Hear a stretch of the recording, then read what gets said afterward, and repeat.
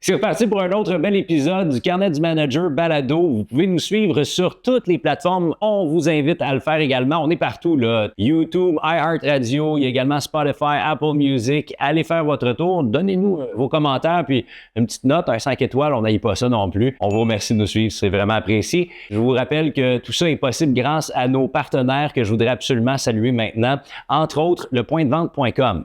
Lepointdevente.com est un système de billetterie et de gestion d'événements qui répond aux plus hauts standards de l'industrie, à l'écoute des organisateurs depuis 15 ans, en plus d'être une entreprise d'ici. Lepointdevente.com est bâti d'une équipe de passionnés de l'événementiel et offre des solutions sur mesure, s'adaptant aux différents besoins des diffuseurs et artistes. C'est simple, flexible et sécuritaire. La plateforme permet de vendre des billets et générer des revenus pour votre événement en quelques clics seulement. Quand on veut une billetterie de confiance, on pense à lepointdevente.com. N'hésitez pas à les contacter. Et je remercie un autre de nos partenaires annuels, Desjardins Caisse de Québec. La Caisse de Québec, c'est notamment une équipe de 12 administrateurs, près de 120 employés et qui accompagne plus de 53 000 membres au quotidien. Et pour continuer dans les chiffres, la Caisse Desjardins de Québec a versé en 2023 un montant record de 1,1 million de dollars pour soutenir concrètement 167 projets, événements et organismes de notre communauté. On est vraiment fiers de compter sur le soutien d'une caisse super impliquée dans son milieu pour les arts et correspondant directement à notre mission d'outiller les artistes et d'inspirer le grand public. Prenez le temps d'aller visiter caissedequebec.com. Ce nouvel épisode du Carnet du Manager Balado est une présentation de La Ruche dont je dois absolument vous parler. La Ruche, c'est une plateforme de sociofinancement 100% québécoise. Que vous soyez un entrepreneur, une organisation ou un citoyen engagé, c'est la solution de financement idéale pour donner vie à vos projets d'affaires. Avec plus de 2200 campagnes réussies, La Ruche offre un accompagnement personnalisé et des programmes de financement additionnels exclusifs qui facilitent l'atteinte de vos objectifs financiers. Visitez laruchequebec.com pour découvrir les campagnes en cours ou débuter la vôtre. Je vous souhaite un bon balado et n'oubliez pas d'aller vous abonner. Qu'importe la plateforme, vous allez trouver tous les détails sur lecarnet.ca.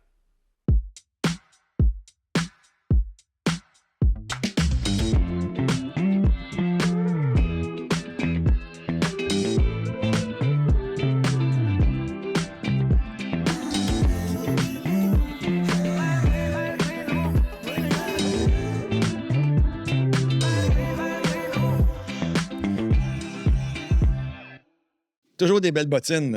Ouais, merci. Mais là, sais-tu quoi? J'ai vu que toi, t'es toujours en bas. Je pense qu'on va y aller. Ah ouais. Fait que je vais enlever mes chaussures. Puis là, je te jalouse parce que toi qui as toujours ta casquette ou ta tuque des expos, je me disais ce matin, c'est une journée tuque ou une journée casquette? J'ai failli garder ma tuque. Mais là, je me suis peigné pour toi. T'es beau. Il y a une grosse exposition, justement, de... Moi, je suis collectionneur, hein, de cartes sportives présentement au Grand Marché. Il y a à peu près comme une 70 kiosques. Là, je suis allé voir ça hier. Tout le monde, là, c'est... Étrangement, là, je vois plus d'amateurs du Canadien que des Nordiques. Ouais, ben ça, je veux pas avec le temps. Tu sais, non, mais la nouvelle génération n'a pas connu les Nordiques. Tu leur parles du retour des Nordiques, puis ils font...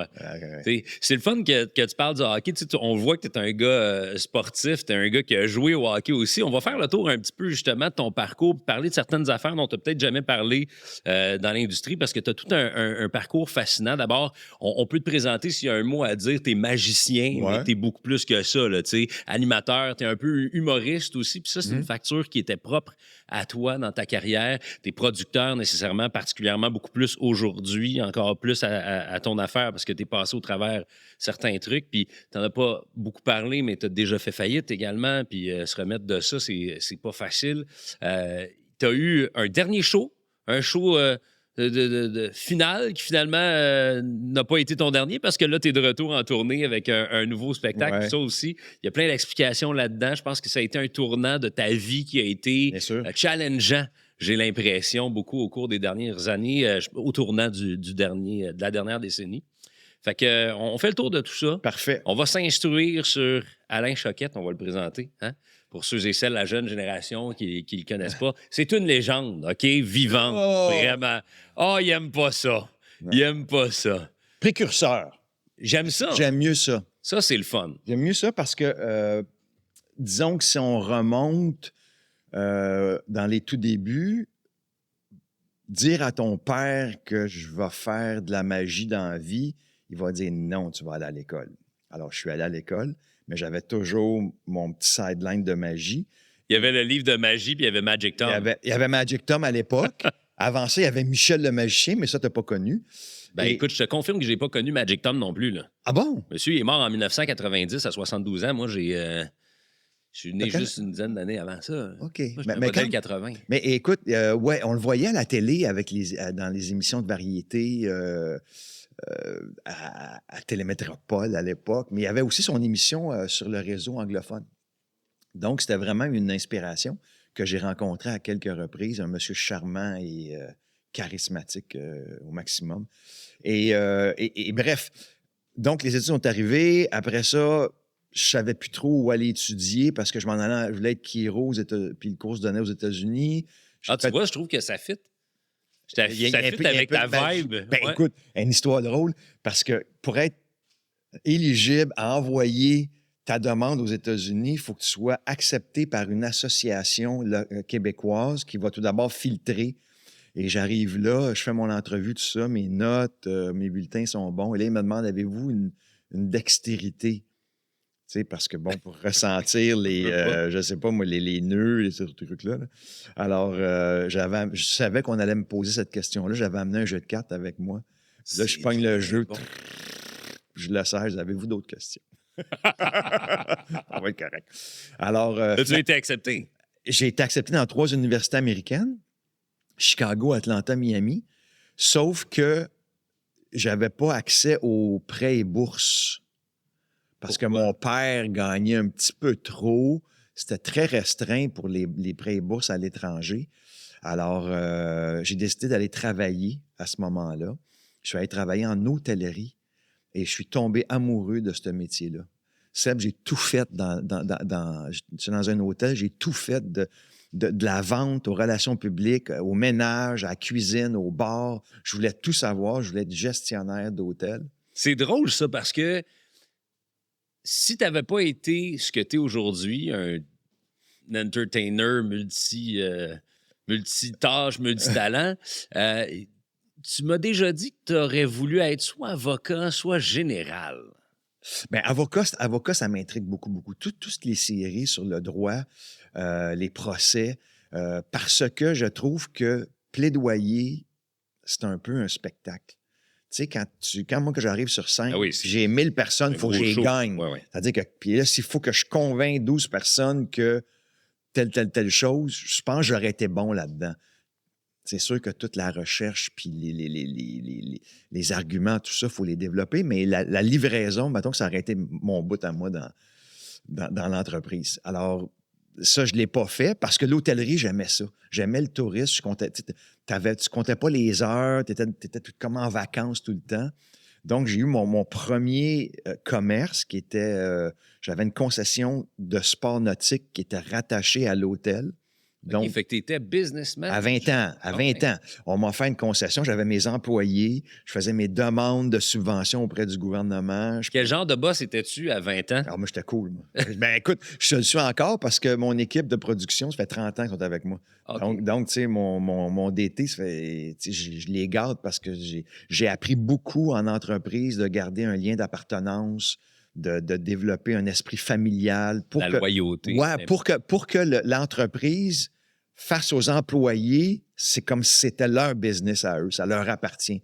Moi, j'ai toujours créé ça. Fait que ma marina, j'avais un responsable des cours de planche à voile, j'avais des dériveurs, j'avais des bateaux qui faisaient le tour des lacs, des bateaux pontons pour les visiteurs. Ces gens-là, est-ce qu'ils avaient ton âge ou à peu près, ou... Oui, c'était mon âge. Okay. À peu près. Oh, c'était très, très jeune, très, très cool. J'avais aussi une chaîne de vêtements. Pardon? Ouais. OK. Ouais. T'avais ton ma blonde était dans le mode dans ce temps-là, puis elle m'avait amené sur Chabanel à Montréal, puis j'ai dit « Ah, ça serait cool, ça! » Puis j'avais fait faire des shorts, ça s'appelait des clam diggers. Ça dit rien, hein? Non. En fait, il appelait ça comme ça, c'est une short qui va jusqu'en bas du genou. Okay. Parce que quand tu vas ramasser les clams, t'as pas besoin de relever tes pantalons. Fait que tu y vas en short, puis il y avait le nom de l'hôtel sur le côté. Donc, c'était vraiment cool. Puis des cotons ouatés, tout ça. J'avais acheté j'allais magasiner En mon as-tu encore une équipement. paire qui Même traîne pas. Non, même pas. Et c'est drôle, Abercrombie, ils ont repris le style un peu plus tard. Bref. Et là, bon, j'allais dans les salons nautiques pour voir les nouveaux équipements. Je m'achetais des pédalos particuliers. Donc, j'avais de l'équipement assez rare qui attirait l'intérêt. Donc, je louais ça, puis j'étais partenaire avec l'hôtel, qui, eux aussi, hors saison, me donnaient d'autres fonctions. Je faisais de l'animation. J'étais un peu comme le chef du village de l'animation de l'hôtel. Je m'occupais aussi des activités sportives, la vente en hors saison. On allait rencontrer les agents de voyage pour leur proposer de venir à l'hôtel. Donc, ça m'occupait à l'année et jamais l'hôtellerie au bout. Mais c'est drôle parce que là, je t'écoute puis je me dis, tu avais tellement de possibilités. Tu aurais pu prendre n'importe quel chemin. Semble-t-il, de toute évidence, que ça aurait fonctionné pour toi quand même. Puis bon, la vie amène son lot d'expérience puis d'embûches quand même, qu'importe le chemin que tu prends. Mais tu sais, tu as été un sportif aussi. Tu as joué au hockey de haut niveau quand même quand tu étais plus jeune. Ouais. Ça, est-ce que ça a déjà été, disons, une ambition que tu as eue? Ou peut-être c'est évident. Nous autres, le hockey, chez nous, à Saint-Adèle, le hockey, c'est viscéral. Là. Dès que l'étang en arrière de chez nous gelait, on patinait, puis on avait les patinoires dehors. Après, on a joué dans le hockey organisé. Moi, j'ai joué à Sainte-Agathe tout mon mineur. Après ça, je me suis ramassé avec les Draveurs une courte période. C'est à Trois-Rivières, ça. À Trois-Rivières pour Michel Bergeron. C'est ça que je m'en allais dire. En 79, j'ai des joueurs. Il était comment, Michel, là, mettons, là, dans ce temps-là? Il était imposant. Ah ouais, hein? Il avait déjà toute sa réputation, puis c'était très intimidant. Quand j'entrais dans le bureau puis qu'il me disait des choses, ben c'était comme... puis les couvre-feux, on les prenait pas des gants blancs non plus. Hein? C'était direct. C'est ça. C'était direct. Mais c'est correct. Tu sais, c'est une gang de jeunes, tu sais. Puis on arrive là, à Trois-Rivières, puis on est un peu fous. Est-ce qu'il y a quelque chose qui t'a dit que tu as retenu très longtemps? Oui, ça, je l'ai retenu. Malheureusement, tu ne feras pas l'équipe. C'est vrai que quoi, 5 et 9, 160 livres? Ça même pas. Malheureusement, on va te donner ton billet d'autobus et on va continuer à te regarder. Et là, j'ai joué par après dans une ligue, la première année de la Ligue collégiale 3A, qui était une ligue de cégep, qui était... C'est Serge Savard et Claude Mayotte qui avaient parti de cette ligue-là. Il y avait juste 4 équipes. Hey, t'imagines, aujourd'hui, on parle encore de ça en se disant ça devrait être le modèle à utiliser un peu comme aux États-Unis. Évidemment. Lier le sport étudiant avec les écoles. C'est au football un peu, je pense. Mais, plus, mais au hockey. Il y a du hockey universitaire. Mais cette ligue-là, c'était vraiment précurseur dans le domaine. Ça n'a pas duré. Puis il y avait 4 équipes. Il y avait Saint-Jérôme, Saint-Georges, Limoilou. Oh, Québec. Ouais, Limoilou, je me rappelle tellement de l'aréna parce qu'il n'y avait pas de baie vitrée, c'était des grilles. Oh. Puis quand tu te faisais planter dans le visage. T'avais un petit souvenir. Voilà, t'avais une petite marque. Ah, t'es allé à Limoilou, toi? Oui, j'ai joué hier. Et l'autre, j'oublie. Donc, c'était une ligue le fun, mais finalement, ça donnait... j'ai arrêté tout ça. Là. Puis là, la magie, bon, clairement, on comprend que ça fait déjà partie de ce que t'offres des cartes dans ton jeu. Ouais, ben oui. Ça m'a fait mais là, la magie est là, elle est très présente parce que même quand j'étais à l'université, je donnais des shows. Je travaillais dans une boutique de sport, Gagnon Sport, sur la rue Saint-Hubert. Puis, je donnais des shows en parallèle. Puis, les shows étaient plus payants que mon job de vendeur. Et ça, c'était avant l'hôtellerie. Et là, donc, finalement, j'ai toujours eu comme... Ça chargeait quoi? Un magicien qui faisait des tours à cette époque-là? 100 $. Wow! 100 $. C'était dans les trois mais chiffres, écoute, mais j'étais à 10 $ de l'heure chez Gagnon Sport. Tu sais. Quand même, 10 $ de l'heure à l'époque, c'était quand même bon. Là. C'était très bon. Ouais. Mais j'étais spécialisé dans le hockey, donc il aimait ça. Et là, ben, la magie était toujours présente. Fait que dans l'hôtellerie, moi, imagine, j'habite des Laurentides. Laurentides, tu as un réseau d'hôtels. Chanteclair, Sapinière, Grey Rocks, Alpine, tu as plein d'hôtels. C'est une destination, là. Qui étaient à ce moment-là. Alors, moi, en parallèle de ma job à l'Estérel, ben, je sollicitais les autres hôtels J'allais faire des shows dans les autres hôtels. Tu n'avais pas de non-compete? Ben non, mais c'est ça, c'est arrivé. Après ça, mon boss, il m'a demandé l'exclusivité. Ah, Alors, ça, monsieur, ça se paye. Évidemment. On va négocier. Quand même un homme d'affaires, déjà. Ben, non, T'es pas naïf, non, quand non. même. Alors, j'ai dit, OK, parfait. Fait qu'on a rajouté ça dans mes fonctions au niveau de l'animation. Fait que je faisais des shows seulement à l'Estérel. Et à un moment donné, pour une raison que j'ai su seulement quelques années plus tard, on me remerciait. Puis pourtant, j'étais un employé hyper fidèle, hyper dévoué, engagé. Je comptais pas les heures, mais il y a eu des changements de direction qui a fait que... T'étais plus le choix du coach. Seb, non. C'est ça. Je faisais trop bien ma job. Pardon? Je faisais trop bien ma job. Non, mais C'est pour ça qu'ils m'ont mis dehors. Pour me remplacer par quelqu'un de la famille. Qui, lui, aujourd'hui, est gestionnaire. OK. Tu comprends? Fait que ça, je l'ai su beaucoup plus tard, puis j'ai pas de problème avec ça. Parce que là, je me suis retrouvé, plus de job, 10 000 $ de coton ouaté. Ah oui, c'est vrai, t'as ta ligne de vêtements. Des planches à voile. Fait que là, j'ai tout... Fait que là, t'as quel âge à ce moment-là? J'ai 20 et 22 ans. Fait que c'est ton premier mur. Là, C'est ma parce que première- jusqu'à maintenant, tout va bien. Là. En fait, j'ai eu, je dirais, à part les accidents de sport qui ont fait que, bon, tu sais, au tennis, j'avais un classement, mais Bon, j'étais tu joues au tennis en plus. mais j'étais lanceur au baseball. Puis à 14 ans, ils m'ont fait pitcher midget. Puis c'était trop loin pour moi. Puis je me suis cassé le bras. Puis donc, mon service n'a jamais été à la hauteur parce que j'avais une faiblesse au bras. Alors, non, mais si tu veux parler sport, là, c'est un autre domaine. On peut parler des Jeux du Québec en athlétisme. Médaillé. Seb, le premier Jeu du Québec en 79, à 77 à Joliette. Médaillé en tennis et médaillé en athlétisme. Médaille de. J'aurais dû les amener. C'est où? J'ai eu les trois. As-tu des photos de ça? Les médailles, je les ai encore. Ah oui, OK. Mais j'ai pas de photos. On va avoir des photos. Bien sûr. Donc, tu veux c'est bon, ça, je veux la preuve. On va avoir des archives parce que toi, t'es tout un archiviste. Oui, je ramasse tout. Puis là, tu tripes parce que dans l'environnement, d'ailleurs, on salue la gang de Doki Doki, là. Tu sais, toi, c'est une des choses qui t'a fait triper, le la mur. pierre, tout le kit. Puis toi, t'habites dans le Vieux-Montréal. J'habite dans entre le autres. vieux, dans un bâtiment des Sœurs Grises qui a à peu près 250 ans. Super bien restauré. Puis ça, Est-ce qu'il y a j'adore des- ça. Est-ce qu'il y a des esprits? Est-ce qu'il y a Non, les religieuses viennent pas nous voir. des- non, OK. C'est pas mon round. Fait que, tu sais, ça a été... Donc, t'aurais pu, encore là, c'était une autre avenue, comme on le disait, le sport aurait pu être quelque chose qui... Le sport, oui, parce que après, j'ai fait une session en biologie parce que je me disais, OK, je vais commencer à ramasser des crédits pour mon cours de chiro. Puis la bio m'a un petit peu déçu parce qu'il y avait beaucoup de par cœur. Il fallait apprendre plein d'affaires. Puis moi, j'avais autre chose à faire qu'apprendre du par cœur. Il fallait que j'aille jouer au basket, il fallait que j'aille jouer au volleyball, tu sais. Puis me mettre dans mes livres et apprendre le cycle de Krebs ou les enzymes, les coenzymes qui vont... Mais tu non, vois, tu l'as retenu quand même. pas vraiment. Alors, Ça se place bien dans une conversation. ah ouais, ben ouais. Non, mais tu sais, bon, on voyait, ils nous plaçaient un organe, puis tout ce qui se passait, puis là, il y avait des blancs, puis ils remplissaient les blancs. Je faisais non, merci.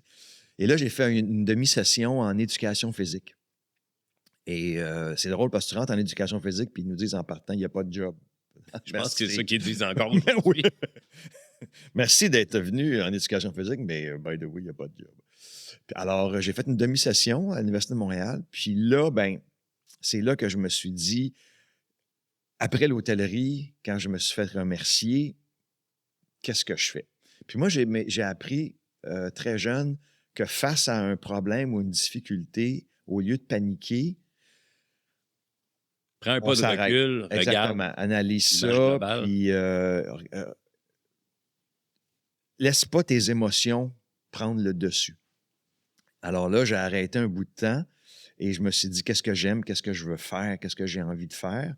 Et la magie était présente. Là, ton père, qui déjà était pas sûr de ce que tu étais pour faire, tu penses de peut-être aller à l'université, mais en même temps, le sport est très présent. Puis là, tout ça s'éteint tranquillement pas vite. Puis là, tu arrives, j'ai trouvé, Ouais, illumination, puis je veux être magicien. pire que ça, mon père, c'est un gars de Saint-Jean.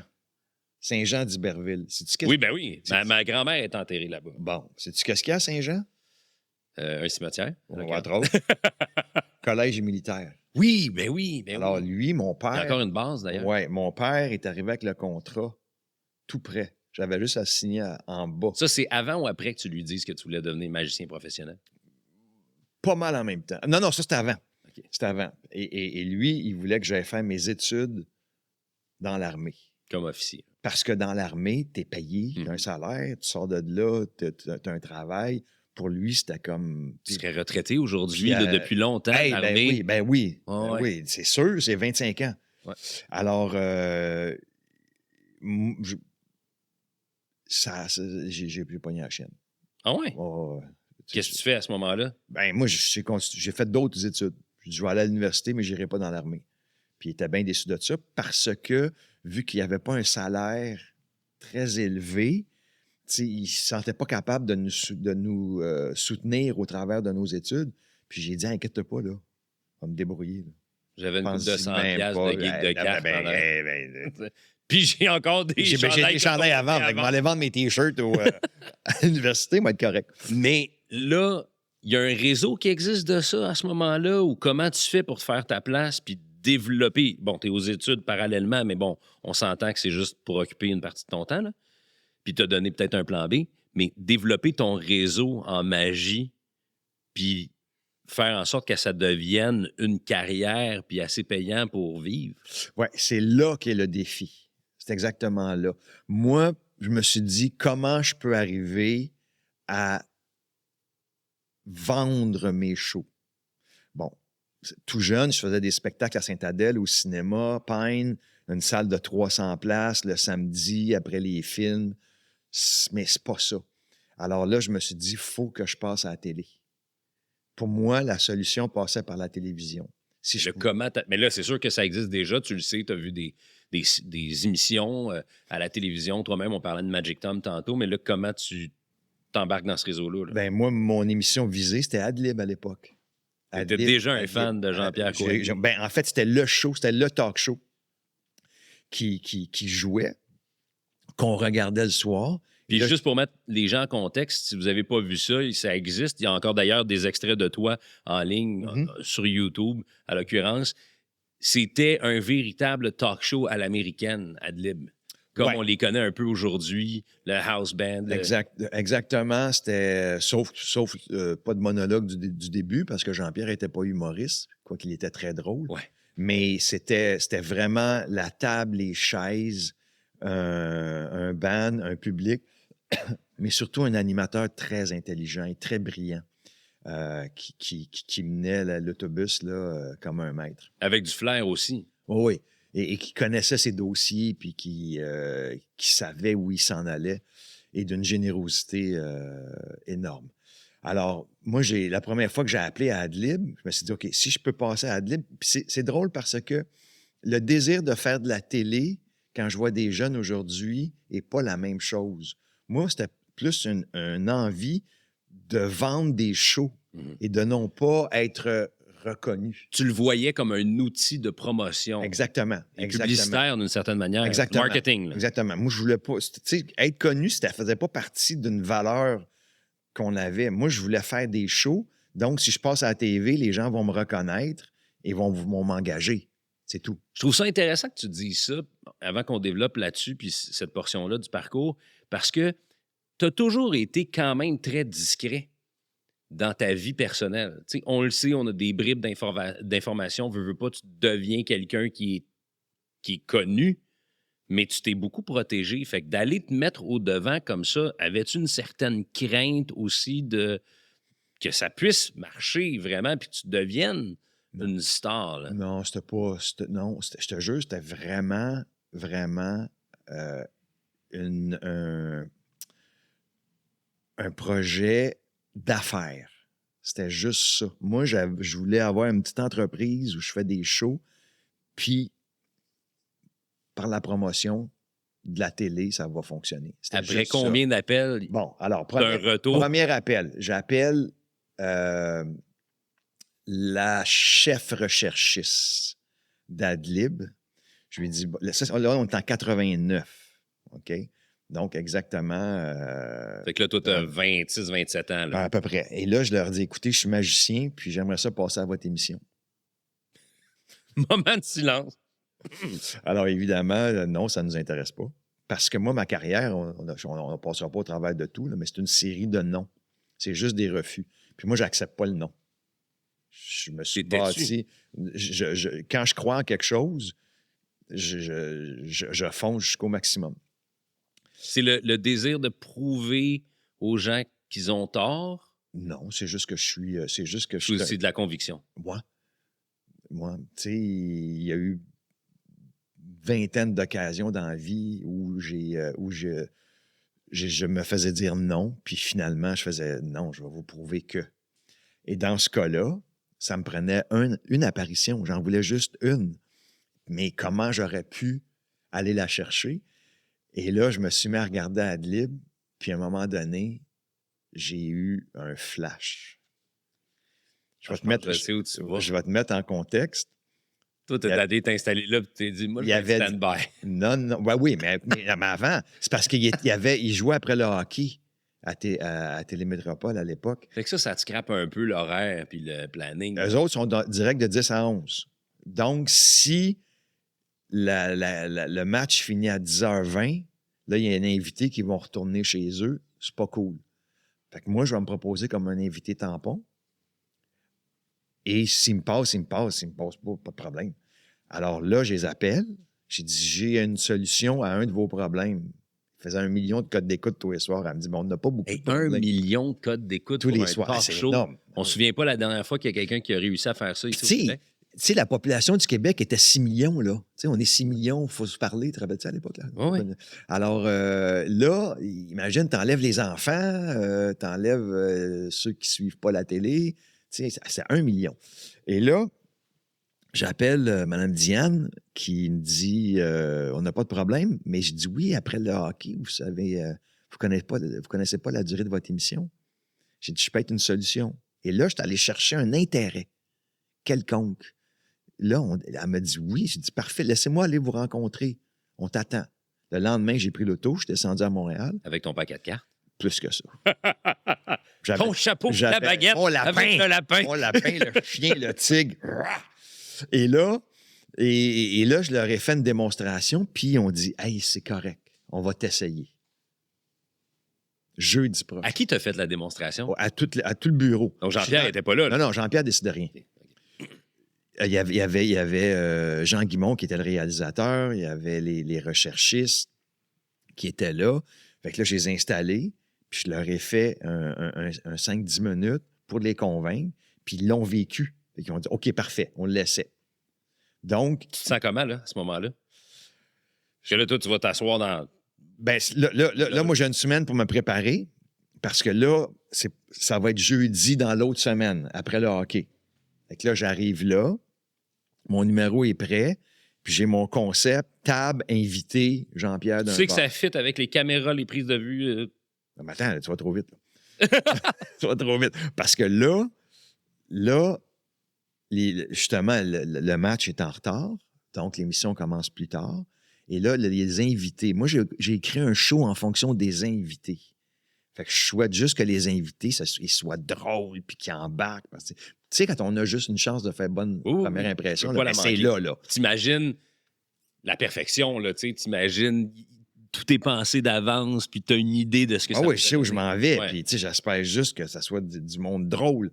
Puis là, on m'annonce que mes invités, c'est Claude Poirier.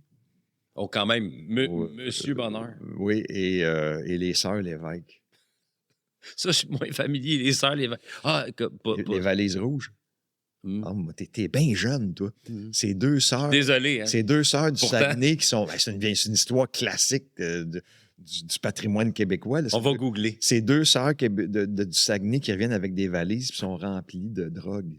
OK. Oh! Puis qui disent que c'est pas leur valise. OK. Fait que là, finalement, l'émission commence, puis là, les entrevues, ça va, mais là, la chicane se m'empognait entre Claude Poirier puis les Sœurs Lévesque. Moi, j'étais en arrière. Mon tour s'en vient. Je dis, je veux plus y aller. Et là, Mme Diane vient me voir. Elle me dit, elle dit on se pense pas une bonne idée qu'on te passe. Merci. Non, mais faut que tu montes ta déception. Ah, oui. Zut, tu sais. Oui. Fait que là, on réessaie jeudi prochain. Et là, on m'annonce que l'invité, et là, j'étais vraiment, je capotais. Là. Extatique.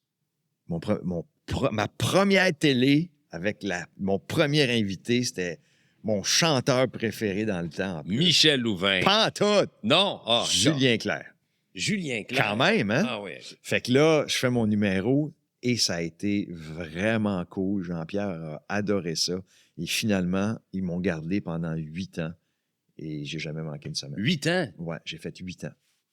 Alors que tu voulais juste une chance de promouvoir puis de dire hey, j'ai ma vidéo, vous allez voir, j'ai déjà fait ça. Ben, je peux faire un show. Seb, ce que je réalise, c'est que j'ai réalisé par contre, c'est que ça prend plus qu'un passage pour que les gens commencent à te reconnaître. Tu sais, ça a pris des mois.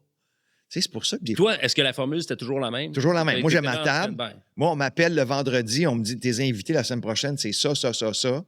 Moi, je pars, je crée mes numéros. J'ai mon auteur, qui était Pierre Légaré. Ah, ben oui. Alors, Pierre m'écrivait des textes. Feu Pierre Légaré. Oui, machine. Brillant. Machine à écriture. La répartie, en plus. Et en plus. Et là, j'arrivais, j'étais prêt. Mon numéro était prêt. On arrivait, on répétait en fin d'après-midi. Boum, puis on était live le soir. Bon, 2 questions là-dedans. Première des choses, est-ce que c'était ta décision que d'avoir un auteur pour être capable... Oui? Fait que ça, c'est toi qui as eu l'initiative de dire faut que j'ai du contenu, de la substance quand je vais m'exprimer. Oui, il fallait que ce soit drôle. OK. Puis Pierre m'écrivait des... Puis toi, tu le connaissais d'où, Pierre? Pierre, je le rencontrais dans ce temps-là. On allait les lundis juste pour rire, qui était au Club Soda, sur Avenue du Parc. Puis moi, je m'assoyais toujours en arrière, puis j'étais à côté de lui. Puis on commençait à jaser. Puis je me rappelle, à un moment donné, il regardait des numéros, là, avec sa face, là. Il était comme ça. Puis pendant 10 minutes. Parce qu'il faut savoir, vous irez voir, là, mais Pierre Légaré, pour les gens qui ne le connaissent pas, c'est un genre de pince sans rire avec un humour intelligent où tu réfléchissais dans les doubles sens, mais dans un rythme très lent, très déposé. C'est un peu Louis-José avant, dans le type d'écriture, pas dans la réflexion sur nous-mêmes. Nous faire un gag sur notre brosse à dents ou sur le manger à chien, la nourriture de chien. C'était ça, Pierre. Puis là, il était là, puis il regardait le numéro, puis il se retournait vers moi et dit ouais, il est bon, lui. Puis j'ai adoré ce gars-là, puis on a collaboré. Il a écrit 2 de mes shows. Et après ça, on s'est liés d'amitié. Alors, ça a été ça pendant toutes ces années-là. Donc ça, tu le prévois, tu te dis, il faut que je score, donc il faut que je sois dans mettons le la semaine prochaine, Pierre, j'ai la gang de lancer compte qui vont être avec qui autour de la table. OK? Et là, je te rappelle lundi pour te dire que ça va être quoi les numéros. OK, j'ai prévu, il va y avoir des rondelles, il va y avoir des bâtons de hockey, des photos, il va se passer ça. Il dit OK. Puis là, il partait. Puis 24 heures plus tard, j'avais une page et moi, je pigeais là-dedans. Mais c'est parce qu'il comprenait mon humour. Moi, j'ai pas un humour, j'ai un humour de situation. C'est-à-dire, c'est comme si Cette espèce de répartie. Oui, exactement. Exactement. Je voulais pas que ce soit là, la rondelle, elle a été fabriquée à Sherbrooke parce qu'à Sherbrooke, c'est pas ça, là. Tu peux pas faire du stand-up, là. Exactement. Puis j'ai pas le temps, de toute façon. C'est 5 minutes un numéro, là. Puis des fois, les gens, il faut que tu leur laisses de la place un peu. Alors, il me comprenait. Puis il arrivait à écrire pour moi. L'autre question, c'était, OK, là, tu as été là 8 ans, puis tu dis que ça a pris une couple de mois avant que les gens te reconnaissent. Mais quand, à un moment donné, tu as été rémunéré pour faire ça? Parce qu'à un moment donné, là, tu fais partie du show, là. Oui, bien... Puis toi, tu es un homme d'affaires. Tu as tes contrats d'union, tu sais, donc tu es payé segment union. Là, OK, ça n'a pas été long, là. Non, ben ça, c'est automatique, ça. Donc, c'était quoi à l'époque? C'était 175$. Mais... un petit 10$. Sauf que ça me coûtait cher. Ça me coûtait de l'argent parce que moi, j'achetais de l'équipement. Mm-hmm. Ça me coûtait plus cher que ce que je gagnais. Mais à un moment donné, la 3e saison, puis j'allais dans des congrès de magiciens, je me promenais, je rencontrais des idéateurs. C'était tes études aussi. Ça faisait partie de mon entreprise. Tu sais. Et là, à un moment donné, j'ai négocié un 10 000$ supplémentaire par saison pour acheter mon équipement. Ça a passé? Ben oui. Tu dis, j'aurais dû demander 15 000. Non. Non, c'est parfait. Faut pas trop en demander des fois. Faut pas être trop gourmand. Et Et là, bon, j'avais du plus bel équipement, je pouvais m'acheter de la littérature, puis, tu sais, travailler encore plus. Parce que, tu sais, mine de rien, écrire 10 minutes par semaine, là, à un moment donné, ça devient lourd. C'est une job à temps plein, là. C'est 3 jours de job. Continues-tu à aller à l'école parallèlement? Non, moi, je suis parti de l'école. Moi. Mais là, parce que là, quand rendu à Adlib, là, j'ai eu un appel à un moment donné d'un Pierre Gravel à Granby. Qui est un éminent producteur. Là. Qui en fait, non, qui n'est pas producteur, qui est plus une agence événementielle. Booking congrès, booking festival. Et lui me fait venir à Granby, je le rencontre, me vend bien sa salade, et lui s'occupe du corpo. Lui, il a vu ça. Il a vu ça à la télé, il a vu le potentiel. Première année de corpo, Seb, 90 shows. 90 shows en corpo. Puis ça, c'était... Puis il faut savoir, puis tu peux le dire, là, parce qu'il y a une portion aussi de ce que je veux savoir par rapport à toi, parce qu'il y a tout un... il y a un volet en parallèle avec le grand public ou du corporatif. C'est extrêmement lucratif, premièrement, mais il existe. Il y a une run là, à faire avec ça. Là. Il y a des dates. Bien sûr. Le corporatif, c'est un marché. C'est une possibilité d'affaires, sauf que le corpo, moi j'appelle, c'est le corpo qu'on dit, là, c'est un métier. Tu sais, moi, ce que je vends à une entreprise, quand je reparle de mon show corpo, c'est un show qui va créer quelque chose que je vais faire en fonction de vos besoins, en fonction de votre entreprise. Je vais le personnaliser. J'arrive pas juste là, puis je prends un bout de mon show. Il y a encore là du travail en amont à faire. Oui, mais la structure est toute faite. Alors moi, je vais poser 5-6 questions à l'entreprise et là, je vais comme incorporer des liens au travers de ça qui fait que le show, c'est leur spectacle. On va parler de problèmes, défis, on va parler de mobilisation, on va parler de souhaits pour l'entreprise. Tu sais, c'est vraiment écrit pour eux. Alors ça Alain fait tout apparaître, ça. Ah ouais. Fait disparaître les problèmes. Et ça là, c'est un métier. Puis aussi dans l'animation d'événements, c'est un métier d'animer un gala, d'aller chercher l'attention des gens. Si tu fais un gala de chambre de commerce, tu as 14 catégories. L'entreprise a passé au début, une des entreprises est en nomination au début, a perdu, a pris 3-4 verres de vin. Là, ils n'écoutent plus, là, rendu à la 12e. Là. Et il faut aller les chercher. Il faut les ramener. Et ça, c'est un travail. C'est pas juste de lire des textes. Fait que, bref, ça, pour moi, c'était important, puis je t'en ai toujours fait. Tu as dit que tu as commencé à Adlib en 89 dans le but de faire une apparition éventuellement pour te vendre. Les choses fonctionnent bien. Tu as fait 8 ans, fait que ça te mène à 96, 97-ish à peu près. Mais bien avant ça, il y a quelque chose qui arrive pour toi. Tu commences à t'exporter. C'est-à-dire que tu as des opportunités d'aller aux États-Unis.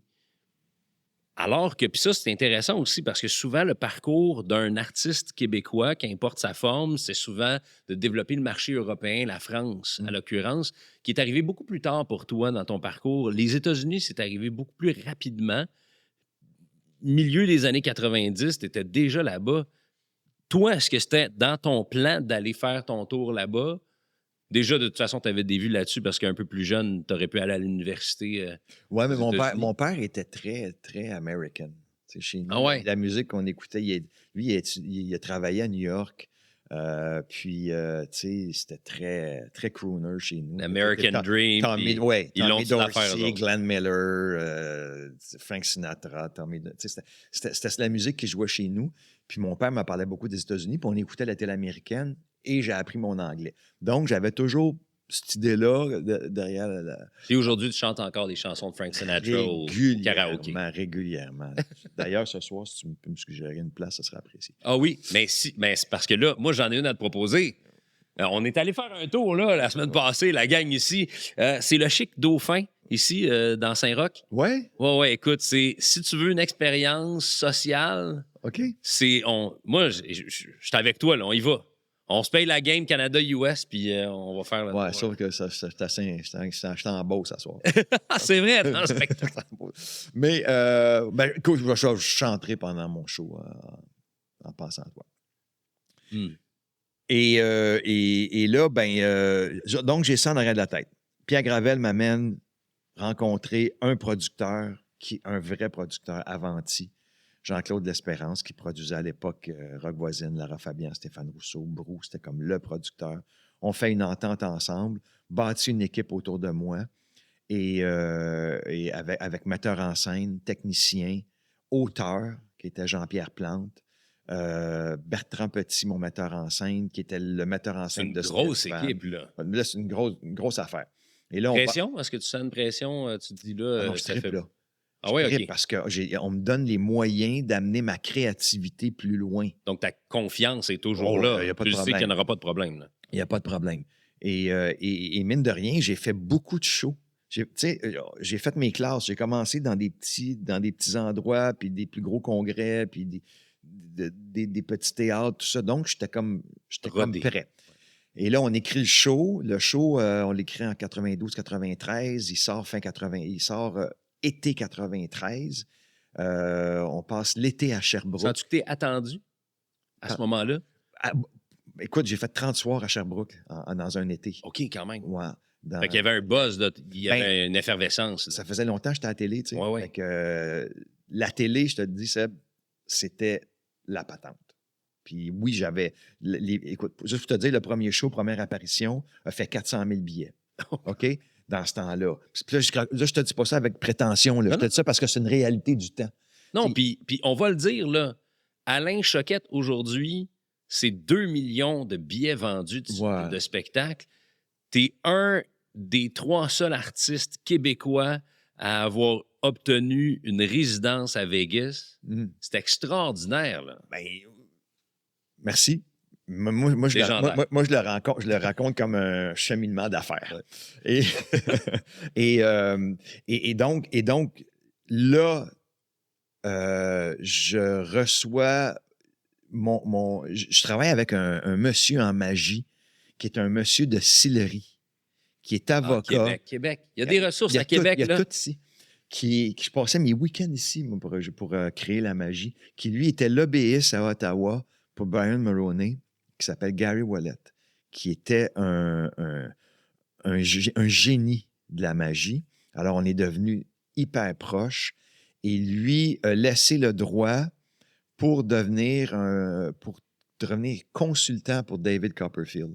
Quand Copperfield est venu jouer ici, au Grand Théâtre, Gary était venu, il lui disait des conseils qui l'ont sensibilisé, que Copperfield n'avait pas vu. Il a dit « Hey, ce gars-là, il est bon. » Il l'a engagé. Donc, Gary laisse le droit, laisse Ottawa, va travailler pour Copperfield pour finalement devenir son propre producteur et produire des émissions de télé aux États-Unis.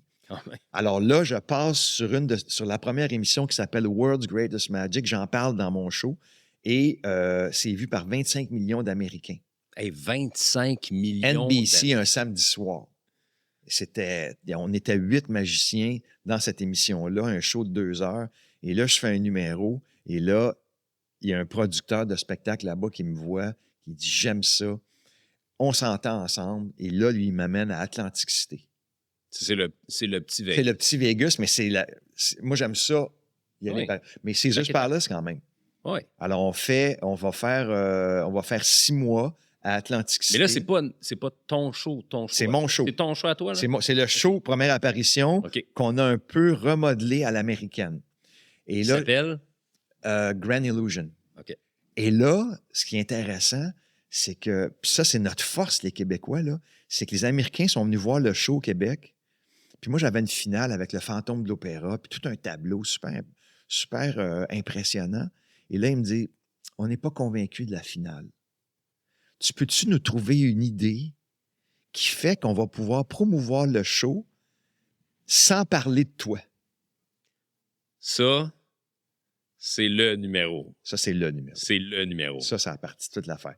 Ça s'est écrit en face du Capitole. Au Palais Montcalm. J'étais avec Gary, j'étais avec Bertrand, puis moi, je sors une idée de même. Je dis « Hey, Gary, on va faire disparaître du monde. On va faire disparaître du monde. » Puis là, il dit combien? Bah, 12. Ça a l'air important, le chiffre 12 dans ta vie. À cause du verdict. C'est un verdict. Je pensais que c'était à cause de la caisse de bière. Puis, Ah, quand même! Je sais pas. Ben non, j'ai commencé à boire de l'alcool à 30 ans. C'est du vin. Mais du vin. Et là, je sors ça, je dis 12. Là, il me dit, ben là, on n'est pas pour répéter 12 personnes à tous les jours en tournée. Parce que lui, il se dit, OK, ça veut dire qu'il faut qu'on traîne 12 personnes, Ça. des comédiens qui vont faire semblant que... Puis là, t'es comme, non, tu comprends Ben pas. Là. non, Gary. Je dis, ben non, j'ai dit, c'est 12 personnes choisies au hasard. Et là, j'ai vu sa face. Là, j'ai lancé un méchant challenge. Mais as-tu une idée d'où tu t'en vas? Est-ce que tu sais que c'est possible? Bon, ben, on a des méthodes en tête. OK. On a des méthodes en tête, mais... Tu lances pas ça comme genre, Oui. je vais trouver une façon. Non, je lance ça comme... Non, mais en magie, là, tu peux rêver à des affaires, puis le lendemain, j'écris, puis je trouve une solution. Mais ça a pris une éternité là, à développer Un ce an. tour-là. C'est ça. 1 an. Ce qui est très long en magie. Puis je veux dire, moi, je reviens à ça parce que tu dis, Il y a un coût. tu le vois, c'est une entreprise, tu es en affaires, il y a un investissement de temps, d'énergie, de ressources et donc d'argent. Ouais, ben, 1 an pour développer je un peux tour. te le dire, là, on est en 95 et du jour 1 Capitole jusqu'à la première fois où on le présente, c'est dans les 6 chiffres d'investissement. Ça peut C'est être 100 000 beaucoup. à Mais c'est 100 000. 999. C'est 100 000. Fait que Pardon? 100 000. OK, 100 c'est 000, bon. oui. OK. 100 000. Quand même. Et ce qui est énorme. Fait que tu l'as vendu à perte, maudite affaire. Attends. Oui, je Pas trop sais. vite. Alors Ah, mais là, c'est un tease, ça s'en vient. alors ça, quand on a fait la promotion du show à Atlantic City, c'était Grand Illusion, Are You Ready to Disappear? Fait qu'on vendait Fait que là, il y le avait numéro. OK, tu vendais le numéro. Tu sais, 12 people each night will disappear. It could be you. Tu sais? Fait que ça, c'était super attirant. Les gens étaient curieux. Mais là, toi, t'es sûr. Là, encore une fois, tu l'as pratiqué, tu le sais que ça fonctionne. Ah non, c'est béton. Mais puis je sais que tu es un gars qui, dans ta routine avant les shows, c'est une des choses que tu fais, ton rituel, c'est de revoir si tout fonctionne. Ouais, tu ouais. revois les numéros dans ta tête, s'il manque rien. Puis donc, tu as cette espèce de routine, discipline de l'athlète. Là. Oui, tout à fait. Mais quand tu arrives, tu n'as pas une certaine, peut-être une fébrilité, mais tu as zéro nervosité par rapport à La seule nervosité, c'est que quand je tire sur la poignée, que le rideau tombe pas parce qu'il est accroché. Tu sais, techniquement, puis c'est jamais arrivé. Parce que il y avait, dans la plateforme où les 12 sont assis, il y avait 2 poignées. Il y avait une poignée qui faisait descendre le rideau pour cacher la plateforme tout autour. Et après ça, il y avait une deuxième poignée qui faisait tomber le rideau complètement. Donc, on a dû penser à un système hybride pour pouvoir faire fonctionner ça. Mais au niveau de la technique, au niveau de la magie, du visuel, écoute, on avait commencé, écoute, on a fait des dessins sur des napkins pour finir avec une petite maquette. Finalement, on a bâti tout ça, commencé à le répéter. Puis je te jure, là, quand je tire sur la poignée puis que je vois les 12 qui sont disparus, moi-même, je fais... C'est une petite émotion. Oh. Et ça a fait exploser ta crédibilité. Oui, tout à fait. Parce que ça a été... là, Copperfield est venu, a vu le show et a voulu acheter les droits de ce numéro-là. Mais là, toi, c'est comme si je le laisse aller, même si le numéro est rendu comme plus gros que toi, parce que c'est ça l'idée un peu, c'est que le numéro est... Oui, bien ce numéro-là, j'allais le faire un certain temps. Tu sais, je reviens, je disais tantôt au Québec, là, comment est-ce qu'on est créatif. Là. Nous autres, on crée, puis à un moment donné, on passe à autre chose. Fait que moi, c'était comme... mes vieux numéros, là, je les mettais dans un marché aux puces. Là. C'est bon. Ils sont en vente. Bien cherché. Dans Et je savais qu'en même temps que si lui le faisait, je pouvais le maximiser au niveau de la réputation, mais aussi qu'il serait protégé. Parce qu'il y a beaucoup de copies là-dedans. Les magiciens se copient beaucoup entre eux. Puis si Copperfield le fait, ben, il n'y a personne qui va oser copier ça. Quoique ça a été copié pareil. Et là, on a fait une entente qui était pour moi, si tu veux qu'on parle de chiffres, ça, c'est le mandat. Vas-y. Alors, pour moi, là, on est en 95 et pour moi, j'ai gagné à la loterie. Là. Je dis, le gars... C'est le magicien numéro 1 au monde. Là. C'est pas juste au monde, c'est historiquement. Ça va être le gars qui a comme transformé la magie. Il a fait Houdini puis t'as Copperfield. Oui, à mon avis. Même Houdini, pour l'époque, ça va, là, mais Alors, C'est parce que c'est sa réputation puis son nom qui est plus grand que nature. Là, et au tout ce qu'il a début. créé. Ouais, ouais. Et, tu sais. Et bon, alors moi, j'ai dit, OK, je me fais un chiffre. C'est 500 000 $. J'y vends l'idée 500 000. Fait que là, je l'appelle le lendemain. Puis je dis, OK, this is my offer, $500,000. Et là, il y a un silence. Tu sais. Il dit, I'll call you back tomorrow. OK. Fait que là, c'est longues heures à attendre l'appel. Tu viens de dormir? Pas vraiment.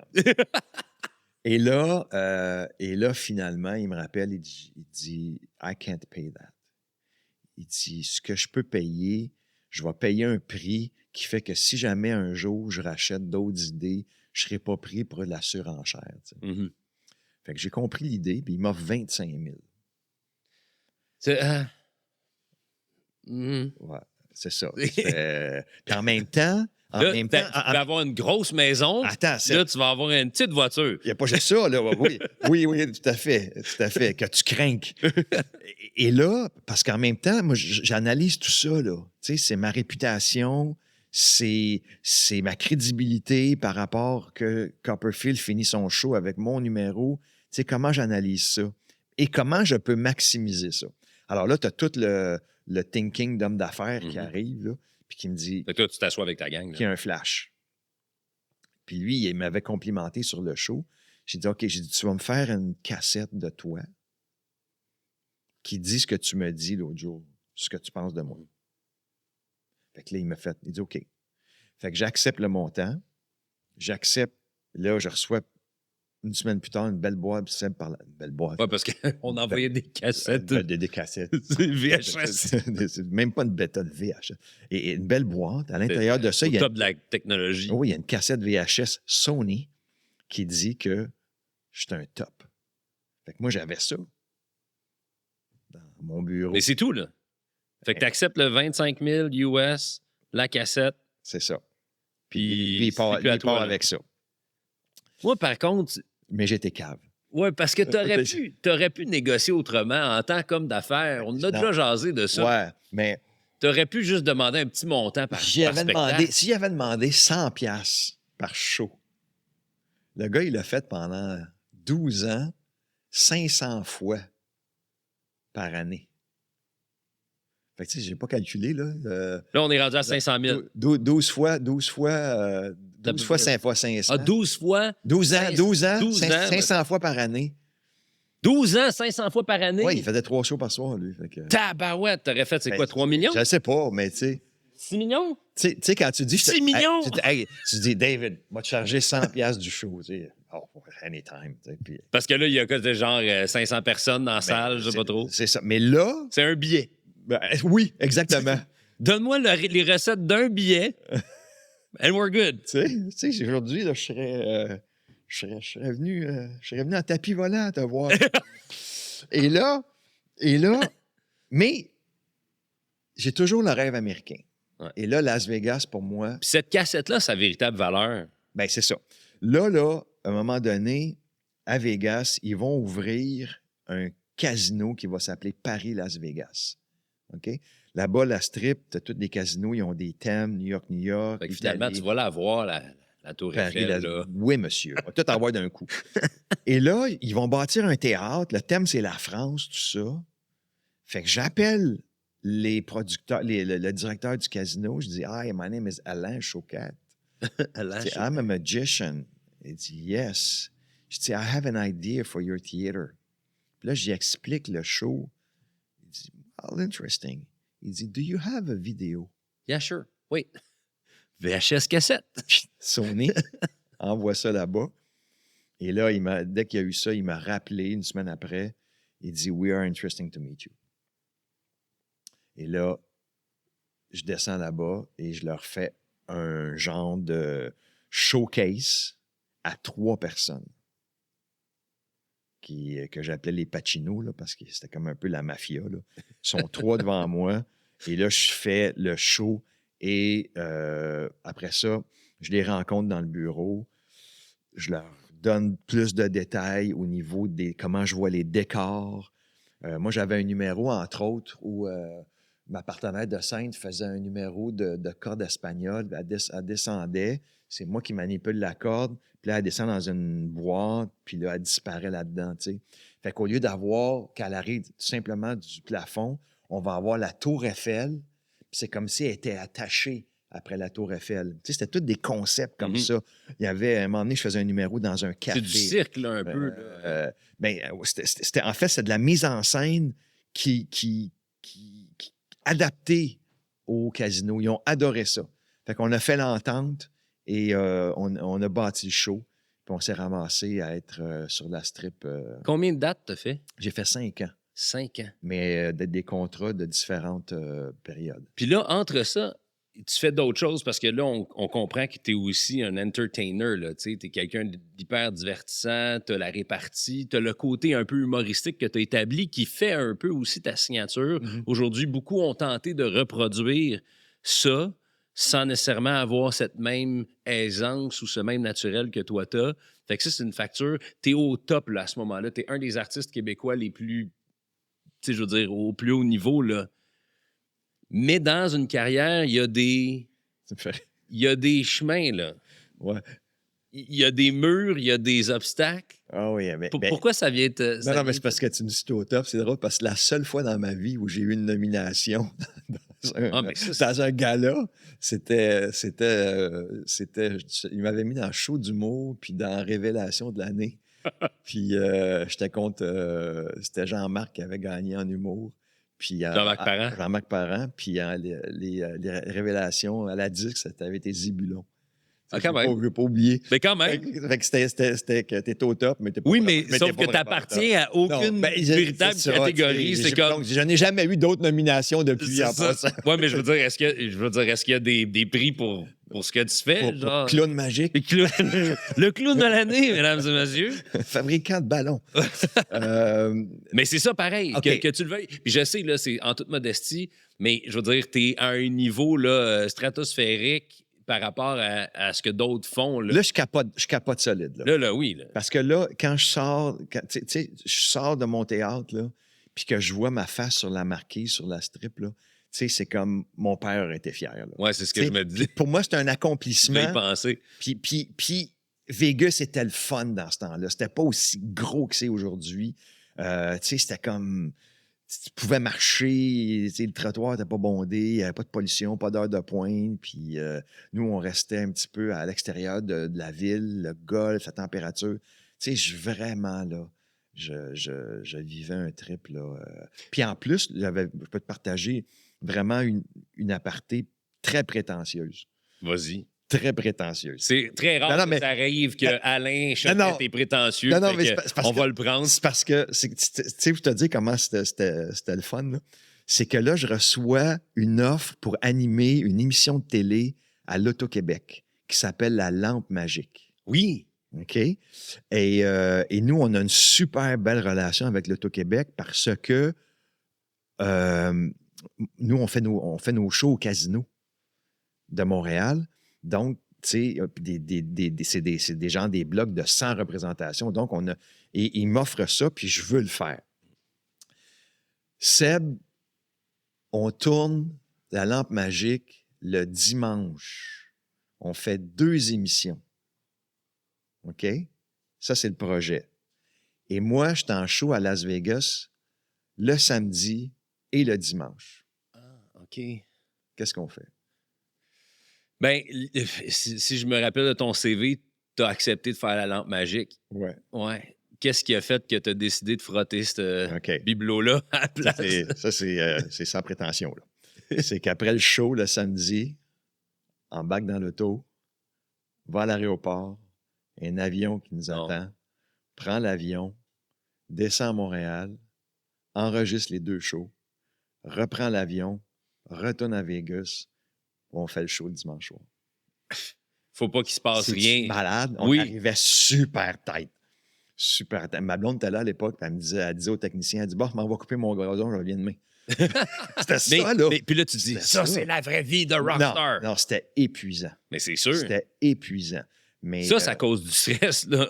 Ouais. Puis surtout, moi, je suis pas un maniaque d'avion. Fait qu'il y avait ça. Même encore aujourd'hui? Même encore, ouais, encore aujourd'hui, mais je me suis fait traiter. OK. Par l'hypnose. Étrangement. Une autre forme de magie. Oui. Et ça a marché. J'y croyais pas, mais ça a marché. Et hypnose médicale. Alors, ça, c'est Vegas. Fait que Vegas, ça a été vraiment un beau trip. Mais en parallèle, j'avais toujours mes tournées ici. Parce que le fait d'être arrêté, moi, j'ai eu la chance d'être en 2 shows, faire d'autres choses à l'extérieur. Puis pendant que j'étais à l'extérieur, je pouvais écrire. Puis monter un nouveau show. Et dans l'avion, on veut pas aussi, à un moment donné, de rien d'autre à faire que de... Ouais, mais moi, j'avais mon équipe. J'écrivais avec mon équipe. Fait que, il venait. Alors, ça, c'était l'avantage, c'est d'être jamais arrêté. Puis, dans les années 90, comme il n'y avait pas beaucoup de shows, tu pouvais prendre une pause de 8-9 mois, puis repartir, puis la machine repartait. Les gens avaient le goût de Il n'y avait pas autant d'offres qu'on en a aujourd'hui. Il n'y avait pas autant d'offres. Tu sais.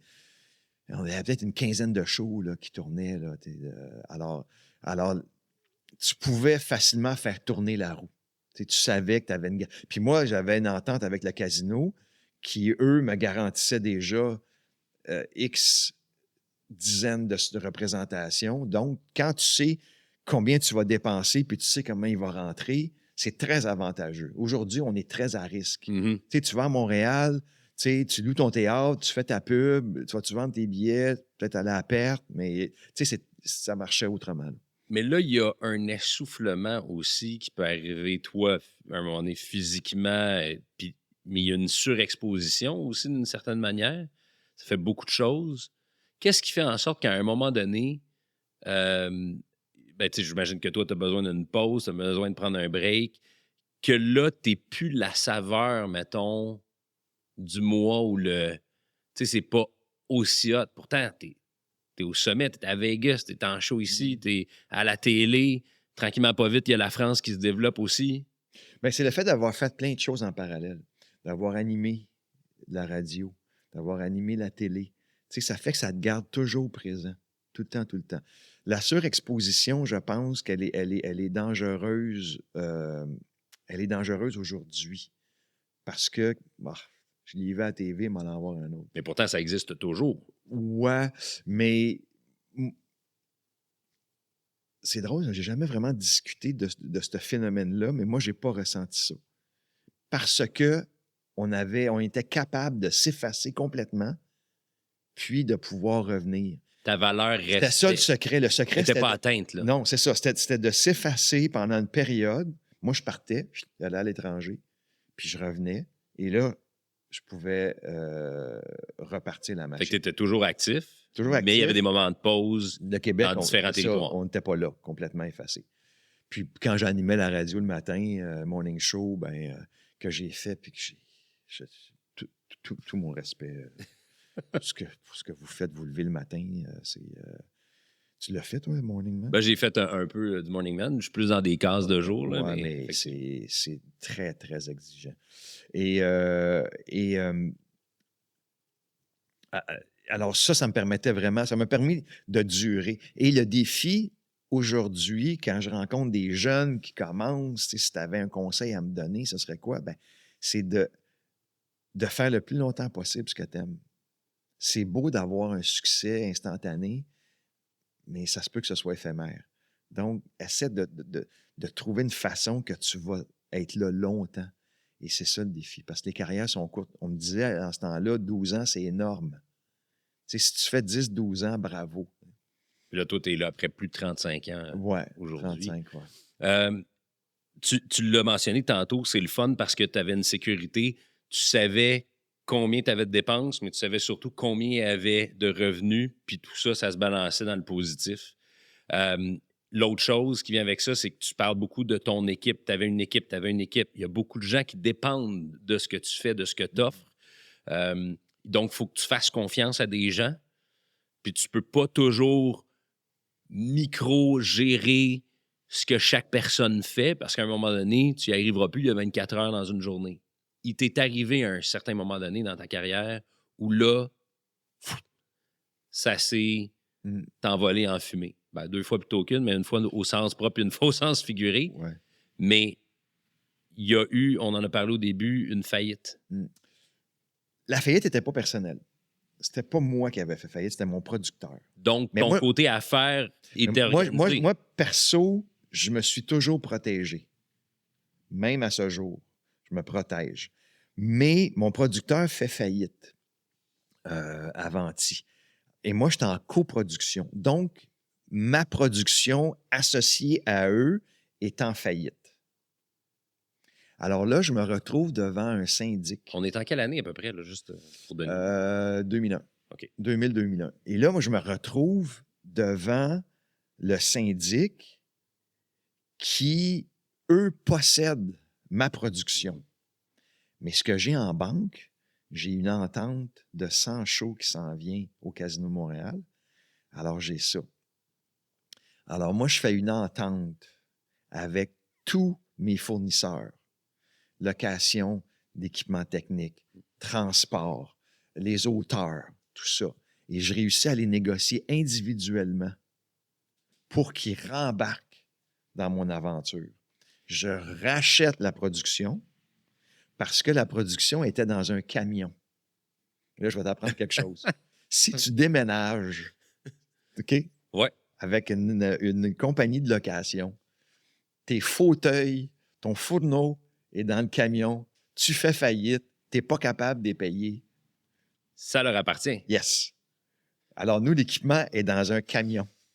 Donc, le seul à qui j'ai dû verser de l'argent, c'est le transporteur. Lui, il dit, tu veux ton stock, paye-moi. OK. Sinon, tout le monde, A accepté. les Solotech, les auteurs, metteurs en scène, Bertrand, tout ça, on a tous reparti. Donc, j'ai racheté l'équipement et on est reparti. Et là, je suis devenu mon propre producteur. Ça a changé quoi dans ta vie Oh my God! de prendre cette responsabilité-là entière? Tu n'as pas idée. Le jour où tu décides de tes choix, parce que tu ne décides pas toujours, tu fais confiance aux gens, puis tu vas faire des affaires. Un exemple, je sors de Las Vegas, on m'offre de faire une tournée américaine associée avec 2 autres magiciens. Aujourd'hui, ça existe, il y a des shows, là, des illusionistes, des trucs comme ça qui font le tour, mais ça aurait été vraiment une première d'un show de 3 magiciens qui font une tournée américaine. Je suis énervé, là, Seb, t'as pas idée. Et là, mon producteur dit non, on le fait pas. Puis là, je fais. Puis moi, je suis obligé d'écouter. Ça sépare la responsabilité, ça sépare le... Mais lui, il avait une carte. Il avait un plan B qui n'était pas si mal, qui était une série de spectacles au Forum de Montréal. Et ça, à ce jour, ça reste pour toi ton highlight. Ça, c'est un de mes top 3. Parce que le Forum, là, moi, j'étais un joueur de hockey. Jouer au Forum, c'est comme impensable. Puis tout ce qu'il y avait eu comme show dans le Forum, c'était des gros shows de musique, là. Mais il y avait, en humour, en variété, il n'y avait rien eu. Peut-être Jean-Marc qui avait fait des 24 heures, là, je ne sais pas trop quoi. Jean-Marc Parent. Alors là, on m'offre de faire des shows, 10 représentations dans le temps des fêtes. Fait que là, nous autres... C'est quand même risqué, là, parce que tu as 18 000 sièges. Non, mais attends, tu vois. Là, on monte un show et là, on m'offre de faire ce qu'il appelait, il appelait ça le studio, qui était où la scène est sur la ligne bleue. La première ligne bleue, puis là, tu as le public devant toi. Donc, c'est à peu près à 4-5 000. Théâtre, là, un peu. Ouais, le théâtre, c'est le théâtre du Forum. Donc, il y avait comme à peu près 4-5 000. Et là, Seb, les billets se vendent tellement bien. Fait que là, tu recules la scène. Recule ça à rouge. OK? Là, on fait OK. On est rendu à 6-7 000. Là, les billets se vendent. Bang! On a l'autre bleu. Et là, on joue devant des 10-11 000 spectateurs, 10 représentations. Et on a mêlé un show cirque et magie. Dans mon show, moi, je coupe un enfant en 2. Là. Faites pas ça à la maison. Mais là, essayez pas. Mais là, je coupe un cheval en 2. Je coupe un cheval en 2. Ça non plus. C'était surdimensionnel. et ça a été vraiment un trip de fou, là, de jouer au Forum 1. Puis des salles de 10 000. On avait fait 101 000 spectateurs, finalement, dans cette série-là. C'est bon pour le Québec, 101 000. Ouais, c'est parfait. pour ça que le 2 millions, il vient vite à coup de 100 000 de même. Ça. Et là, pour te dire que, revenir à ton idée, c'est que de reprendre le contrôle de ses choix, de choisir son équipe, de choisir son monde, de choisir les dates qu'on veut faire, de choisir les théâtres, le type de tournée. Là, tu sais, je ne veux plus aller en Abitibi au mois de janvier. Je veux plus. J'avais peur de l'avion. À cette heure, j'ai peur du parc en auto. Je veux plus traverser le parc en hiver. M'as-tu frappé une vanne? M'as-tu frappé un orignal? Non, je veux plus vivre ce stress-là, donc je vais le faire au printemps. Tu sais, l'été passé, j'étais allé aux îles de la Madeleine en été. Tu sais, c'est des choix que tu peux faire qui sont cool quand tu reviens ton propre producteur. Aujourd'hui, j'ai un producteur parce que j'avais décidé de donner, de laisser ça aller, mais dans des conditions que je connais. Oui, puis c'est un producteur qui est quand même très, très bien établi ici, qui est dans l'humour également, qui est dans la télé. Et Entourage, c'est une gang de tellement, là, c'est une grosse famille et ça vient me rejoindre dans ma perception de ce que c'est de travailler en équipe. OK, j'en ai une coupe en rafale pour toi. Là. Il y a plein d'affaires qui... On achève dessus parce qu'on m'a dit tu peux prendre ton temps. On a du temps. Mais, on n'a même pas parlé de la France. Mais c'est ça, exactement. D'ailleurs, c'est là où je veux t'amener. France, l'humour là-bas, on sait, les genres en Europe, c'est très bien vu. Mais c'est une dynamique qui est complètement différente que la nôtre. Toi, tu as fait une tournée aussi, puis je veux parler de cette précédente tournée qui devait être ta dernière, là, OK? Oui. Si je me fie à ce qu'on a déjà parlé, en 2017, tu m'avais dit que dans 10 ans, tu te voyais dans le Sud. Fait que je sais pas si c'est encore un projet. Fait que là, si on parle dans 2-3 ans d'ici, là, tu prends ta retraite, vivre dans le Sud. Ça se rejoint, ouais, c'est vrai, c'est encore ça. Ça c'est se encore peut. ça le plan. Ça se peut, avec mon cheval. Oui, c'est ça. Mais en France, d'abord, tu peux étudier en magie, puis ça a une valeur. Toi, tu envoies encore des étudiants. Il n'y a pas comme un genre de bac qui existe en magie? Oui. Bien, il y a une école là-bas qui ont réussi à faire reconnaître leur statut par le ministère de l'Enseignement. Donc, tu reçois un certificat qui fait que ça devient ton métier et tu as accès à l'Union des artistes. Et là-bas, ils ont comme un chômage pour les artistes quand ils ne travaillent pas. Tu sais. Tu peux, pas mal quand même, tu peux percevoir. Ça passerait pas au Québec, ça? Pourquoi pas? Ben, on travaille là-dessus. On s'en reparle. On s'en reparle. Et moi, quand je me promène en Europe, je suis invité par des regroupements de magiciens pour leur partager un petit peu nos idées, la façon dont on crée des numéros, des techniques, tout ça. Ça, j'adore ça. Cet aspect-là aussi est très reconnu, c'est-à-dire que c'est un métier que d'être formateur. Puis, parce que toi, quand tu as fait ta tournée là-bas, c'était une partie de tes revenus aussi. Bien sûr. Quand tu étais là. Bien sûr, parce que j'ai fait peut-être plus les congrès de magiciens. Écoute, juste en France, j'ai dû faire à peu près 50 villes où je rencontre 30, 40, 50, 100 magiciens. Puis c'est sûr que c'est un revenu. Puis ce qui est le fun, c'est que là-bas, ce revenu-là fait en sorte que tu ne touches pas à ton gain que tu fais de tes spectacles. De la billetterie, c'est ça. Ça payait tes dépenses, dans le fond. Quotidienne. Courante, c'est ça, exact. Appartement, bouffe, transport, tout ça. Et la France, c'est arrivé, c'était la même affaire qu'Adlib. C'est-à-dire que je me suis dit, je vais passer à la TV, je vais aller me chercher un théâtre. J'ai fait une entente de 4 mois. Et là, je vais passer à la télé et on verra. Et finalement, j'ai fait une apparition qui est devenue marquante parce que le numéro, je le fais encore aujourd'hui, a tellement shaké l'animateur puis le public qui m'a dit « Veux-tu revenir? » J'ai dit « Oui. » La deuxième fois « Veux-tu revenir? » J'ai dit « Oui. » Et là, je suis devenu un invité régulier. Et là-bas, en France, quand on te voit à la télé, on va voir ton show. C'est une carrière. On va voir ton show. 4 mois, c'est transformé en 4 ans à Paris, plus une tournée. Fait que 652 shows à Paris. Fait que toi, tu marches dans les rues de Paris? Non, t'es pas... non, il n'y a aucun problème. Non? C'est pas... Moi, je n'étais pas... Monsieur Choquet? Non, j'étais pas... Non, j'étais pas... je dirais plus en province. Plus, les grands cabarets, c'était plus vu en province. C'était un petit peu snobé des Parisiens. OK. Fait qu'il n'y a pas de photo de toi de paparazzi. T'es un peu éméché, puis bon, écoute, la vie va mal. Je sais pas. C'est un mythe de gars. C'est Céline, c'est ce monde-là. Là. Nous autres, là, c'était très correct. Là, cette tournée-là, puis je te taquine parce que justement, tu disais que ça se voulait être ta dernière, c'est-à-dire La mémoire du temps. Maintenant, tu es dans une nouvelle tournée entre Histoire et Illusion. Ouais. Parce que tu avais un sentiment de ne pas avoir pu profiter totalement de cette tournée-là. 2017-2018, ça se prépare, tu pars. En 2019, il t'est arrivé quelque chose. Je sais que c'est pas quelque chose qui te plaît à revenir là-dedans, mais c'est important parce que ça a dû aussi être un reset pour toi de la vision de la vie en soi. Tu as eu un ennui de santé qui a mis un arrêt temporaire à cette tournée-là. Ensuite, on sait, il y a eu super bien timé, là. C'est un mois avant. Tant qu'avoir un problème ça arrive là. Un mois avant le COVID. Ouais. Il fermait théâtre. C'est parfait. Ah ouais, vas-y. Ça a été quoi comme challenge pour toi, personnellement? Ça a pris...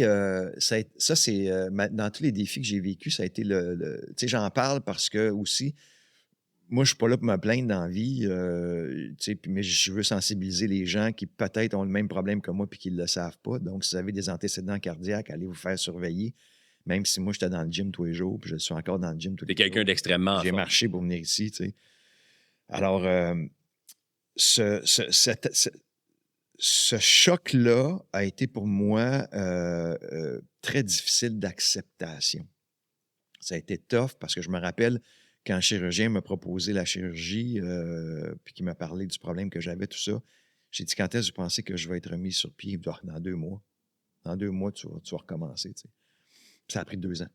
2 ans? Oui, ça a pris 2 ans parce que... Mais ça veut dire que je suis revenu. Mais pour que ce soit totalement derrière, ça a pris... Tu pouvais faire ton train-train quotidien, mais tu n'étais plus l'athlète. Oui, mais là, attends un petit peu. Là, je suis allé en thérapie. Puis là, avec mon thérapeute, on s'est fait une façon de faire parce que j'avais perdu totalement confiance. Tu sais, d'arriver du jour au lendemain puis que tu passes à ça de mourir puis que tu perds tes moyens, tu sais, il faut que tu rebâtisses ça. Fait que toi, tu avais peur qu'à chaque fois que tu t'essouffles un peu ou que... retrouver confiance physiquement et émotivement parce que j'étais vraiment ébranlé. En plus, en même temps, tu as le COVID, que tu ne sais pas ce que c'est. Ton système immunitaire est à 0. Je peux-tu, en touchant le mur, pogner une bébite puis que ça me tue? On ne savait rien, là. Fait que tout ça faisait en sorte que j'étais vraiment... C'est un côté hypochondriaque aussi? Un petit peu, un petit peu. Et je dis des murs, c'est plus... Non, mais je veux dire, je te posais la question respectueusement. Un petit peu, oui. On lavait nos légumes, là, tu sais. On part de loin, là. Mais oui, un petit peu beaucoup, finalement. J'y pense, finalement. Et quand je me lève, je pense juste à ça. Et bon, alors, on a commencé. Là, la mémoire du temps, on l'a remis plus tard.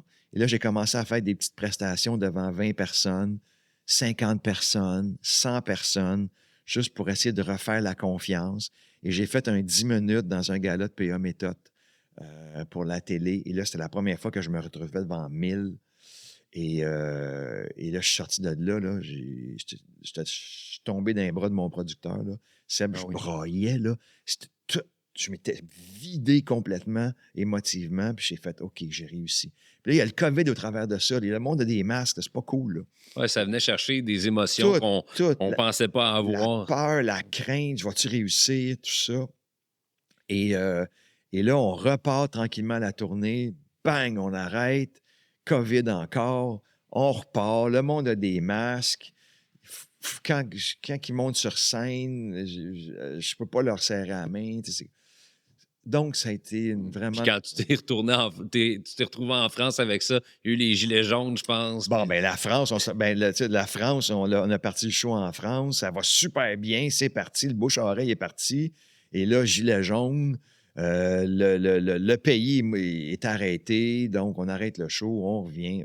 Fait que ça prenait un autre show pour... Ouais, j'avais le goût de... Mais le plus important, c'est que j'ai tué du gaz. Ouais, tu voulais tester à savoir... J'ai tué du gaz physiquement. Et évidemment, j'en ai bien plus parce qu'une fois qu'il t'a réparé le problème, tu sais, tout ce qui était bouché, qui faisait en sorte que le cœur travaillait 3-4 fois plus fort pour faire circuler le sang, qui était toujours fatigué, et là, ça coule. Fait que cette énergie-là, elle est revenue comme si j'avais 40 ans, là, tu sais. Fait que le show, on a écrit un show qui est un petit peu des passages depuis 89, un petit peu comme on s'est Tu reprends certains de tes tours, je tu les remets des modernises. numéros. Exemple, Ouais. exemple, le numéro dont je t'ai parlé qui a comme Patrick Sébastien est tombé à terre, c'est un jeu où les gens reçoivent un jeu de cartes dans le public. Je dis, OK, tout le monde suivez mes mains. Tout le monde prend leur jeu de cartes, regarde les cartes, les mélange. Je dis, tout le monde, vous allez vous prendre une carte, vous l'amenez sur votre cœur à mon signal, vous me la montrez. 1, 2, 3, go, bang. Tout le monde a choisi l'as de pique. C'est complètement fou. Ça part de même, là.